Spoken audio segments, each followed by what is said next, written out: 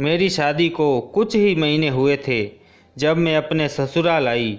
यहाँ आकर मैंने देखा कि घर का माहौल थोड़ा सा अलग है। खासकर मेरी सासू माँ का व्यवहार। वह अधिकतर शांत रहती, अपने कामों में व्यस्त रहती और अक्सर अकेलेपन का अनुभव करती थी। मेरी सासू माँ, जिन्हें हम सभी प्यार से माँ कहकर बुलाते थे, करीब 50 साल की थी और अपने पति यानी मेरे ससुर को खोए हुए कई साल बीत चुके थे। मेरे ससुर का निधन बहुत पहले हो चुका था और तब से माँ ने खुद को पूरी तरह से घर और परिवार की जिम्मेदारियों में झोंक दिया था। जब मैं पहली बार घर आई तो मैंने सोचा कि ये सिर्फ एक साधारण परिवार की कहानी है, जहाँ विधवा सासू माँ अपने बच्चों के साथ अपना जीवन गुजार रही हैं। लेकिन जैसे जैसे दिन बीतते गए मैंने एक बात पर गौर किया। हमारे पड़ोस में रहने वाले शर्मा अंकल, जो लगभग मेरी सासू माँ की उम्र के ही थे, अक्सर हमारे घर आते जाते रहते थे। उन्होंने भी अपनी पत्नी को कई साल पहले खो दिया था और उनके बच्चे विदेश में बस चुके थे। उनके परिवार में कोई और नहीं था और वह अकेले थे। शुरुआत में मुझे ये सब सामान्य लगा। शर्मा अंकल हमारे पारिवारिक मित्र थे और सासू माँ से पुरानी जान पहचान थी। वह घर आते, माँ से बातचीत करते, चाय पीते और फिर चले जाते। लेकिन धीरे धीरे मैंने महसूस किया कि ये मुलाकातें थोड़ी लंबी होने लगी थी। वह अक्सर शाम के वक्त आते और माँ के साथ घंटों बैठकर बातें करते। कभी कभी मैं भी उन दोनों की बातों का हिस्सा बन जाती और देखती कि उनके बीच एक अलग ही प्रकार का अपनापन है। सासू माँ और शर्मा अंकल के बीच जो रिश्ता था वह सिर्फ दोस्ती से कहीं ज़्यादा लगता था, लेकिन मैं इसे कभी गंभीरता से नहीं लेती थी। मुझे लगता था कि दोनों अकेले हैं, इसलिए एक दूसरे का साथ पसंद करते हैं। लेकिन एक दिन कुछ ऐसा हुआ जिसने मुझे इस रिश्ते पर फिर से विचार करने पर मजबूर कर दिया।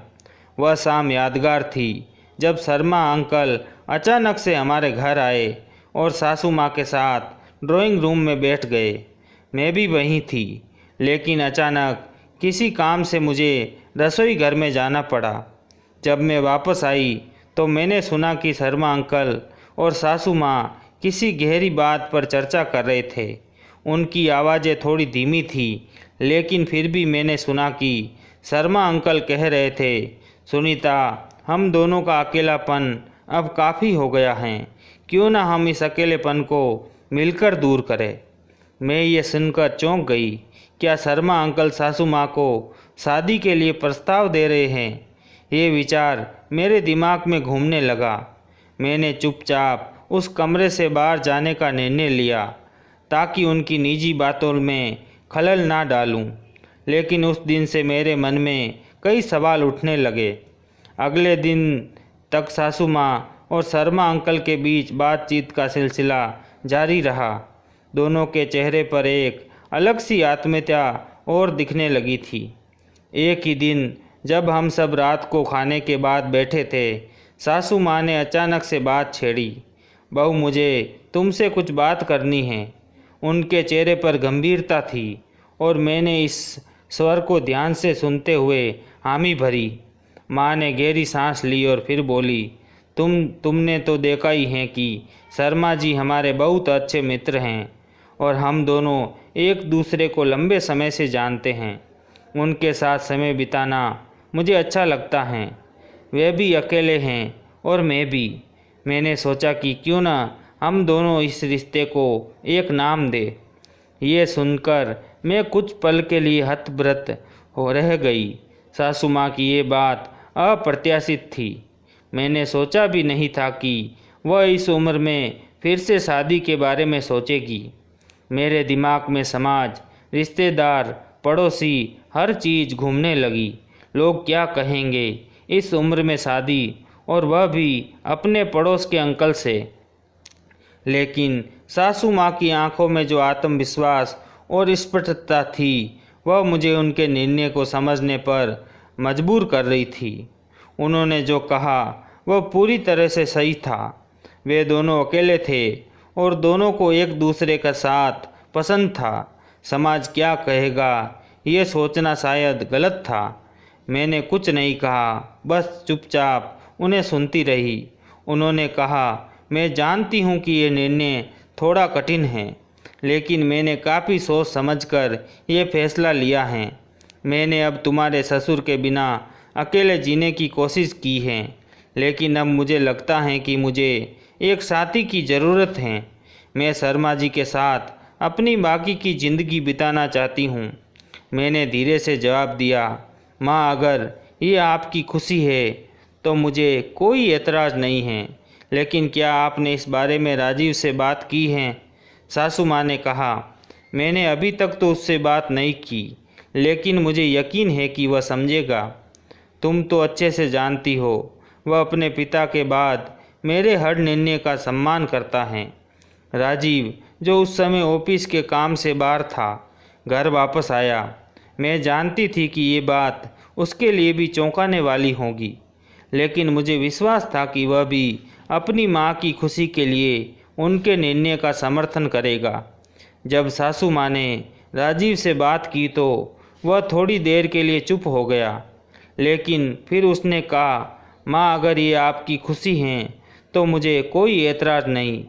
आपने हमारे लिए हमेशा बलिदान दिया है, अब आपकी खुशी के लिए हम कुछ भी कर सकते हैं।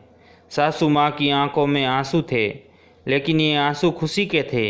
ये पहली बार था जब मैंने उन्हें इस तरह की भावनाओं में बहते हुए देखा था। शायद वह अपने जीवन में कई नई शुरुआत के लिए तैयार थी और हमें उनकी इस यात्रा का हिस्सा बनने का मौका मिल रहा था। अब सबसे बड़ी चुनौती थी समाज और रिश्तेदार के सामने इस निर्णय को प्रस्तुत करना। हम सब जानते थे कि हमारे समाज में विधवा महिला की दूसरी शादी को लेकर कई धारणाएं और पूर्वाग्रह हैं, खासकर जब महिला की उम्र अधिक हो। हम ये भी पता है कि लोग शर्मा अंकल और सासू माँ के रिश्ते को लेकर तरह तरह की बातें करेंगे, लेकिन हमारे परिवार ने एकजुट होकर ये निर्णय लिया कि हम सासू माँ की खुशी के लिए किसी भी बाधा को पार करेंगे। हमने परिवार के अन्य सदस्य से इस बारे में बात की और कुछ लोग शुरू में हिचकिचाए, लेकिन धीरे धीरे सभी ने इस निर्णय को स्वीकार कर लिया। शर्मा अंकल के साथ सासू माँ का रिश्ता अब एक नए मोड़ पर था। दोनों परिवारों ने मिलकर इस निर्णय का सम्मान किया और उनके विवाह की तैयारियां शुरू हो गई। ये विवाह बहुत साधारण तरीके से होने वाला था, लेकिन इसके पीछे छिपी भावनाएं और साहस असाधारण था। इस दौरान सासू माँ के चेहरे पर जो खुशी और उत्साह था वह अमूल्य था। वह एक नई जिंदगी की शुरुआत करने जा रही थी और ये सोचकर हमारे दिल में भी अलग सा आनंद था। सासू माँ और शर्मा अंकल की शादी की तैयारियां शुरू हो चुकी थी। ये बात पूरे मोहल्ले में फैल चुकी थी और लोग तरह तरह की चर्चाएं कर रहे थे। कुछ लोग इसे सासू माँ की हिम्मत और साहस मान रहे थे, तो कुछ लोग अब भी इसे गलत समझ रहे थे। मैंने देखा कि सासू माँ इन बातों से ज़्यादा प्रभावित नहीं हो रही थी। शायद वह अपने जीवन में पहली बार इतनी आत्मनिर्भर और सशक्त महसूस कर रही थी। शर्मा अंकल के साथ उनके रिश्ते में उन्हें नई ताकत दी थी और अब वह किसी भी परिस्थिति का सामना करने के लिए तैयार थी। हमारे परिवार में भी शादी को लेकर शुरुआत में कुछ संदेह था, लेकिन धीरे धीरे सभी ने इस रिश्ते को स्वीकार करना शुरू कर दिया। मेरी ननद जो विदेश में रहती थी, उसने भी वीडियो कॉल के जरिए सासू माँ से बात की और उनकी खुशी के लिए इस रिश्ते को पूरी तरह से समर्थन दिया। उसने कहा, माँ, आपकी खुशी हमारे लिए सबसे महत्वपूर्ण है। आप जो भी निर्णय ले, हम आपके साथ हैं। शादी की तारीख करीब आ रही थी और घर में हलचल बढ़ गई थी। मैंने देखा कि सासू माँ अपनी सादगी में भी कितनी खुश और उत्साहित थी। वह अधिकतर समय शांत और गंभीर रहती थी, लेकिन अब उनके चेहरे पर एक अलग सी चमक थी।